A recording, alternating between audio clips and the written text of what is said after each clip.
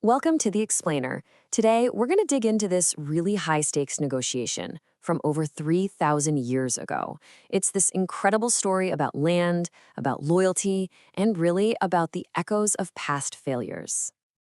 And that very question, it was right at the heart of this super tense showdown between the leader, Moses, and two of Israel's 12 tribes. And get this, it's all happening right as they're about to finally enter their long-awaited promised land. All right, so let's get right into it. To understand what's going on, we first have to look at what the tribes of Reuben and Gad actually wanted. And it all started with a pretty practical observation. So, picture this. Israel is all geared up to cross the Jordan River.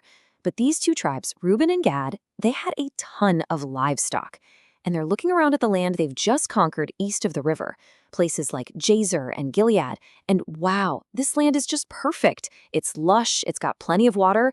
I mean, for their huge herds, it was basically a rancher's paradise. So what do?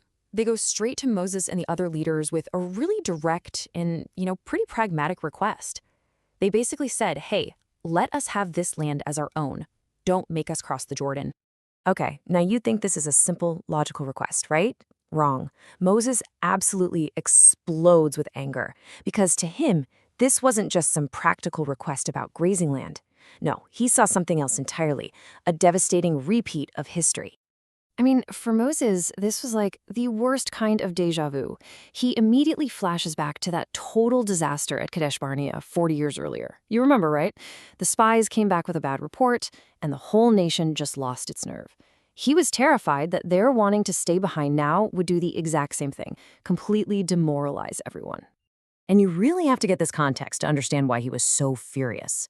That old failure, it wasn't some small mistake. It led to God's anger and got a whole generation condemned to wander the desert for 40 years. 40 years, until all the men of that generation were gone. The trauma of that was still incredibly fresh. So Moses does not hold back. He calls them out directly as a brood of sinners. He's basically saying, you're doing the exact same thing your fathers did and risking the future of the entire nation all over again. I mean, the stakes just couldn't get any higher. Okay. So after getting hit with that intense, history-fueled smackdown from Moses, the tribes of Reuben and Gad realize they need to fix this, and fast. They don't argue, they don't push back. Instead, they immediately come back with a really clever counteroffer.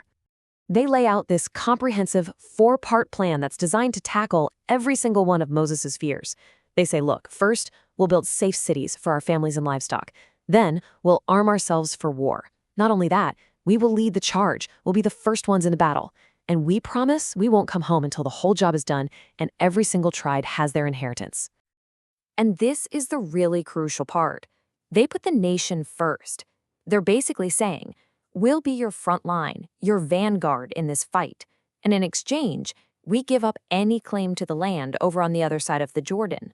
Our inheritance, our reward, will be this land right here. So Moses hears this, and he sees a way out, a path forward. But he is not about to leave anything to chance. This deal isn't going to be a handshake. Nope, it's going to be a binding, ironclad contract. He lays out the terms with almost legalistic precision. It's super clear. Okay, here's the deal. If you arm yourselves and cross the Jordan and fight with us until the land is totally subdued, then this land here, Gilead, it's yours.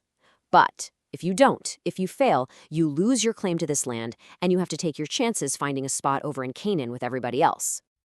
And then he seals the deal with this really stark warning. He makes it clear, this isn't just a contract between us. This is an oath you're making before God.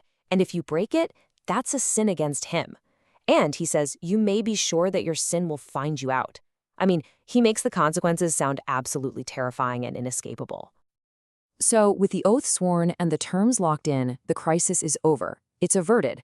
Moses officially gives them the green light, and the tribes start the process of settling their new land on the east side of the Jordan.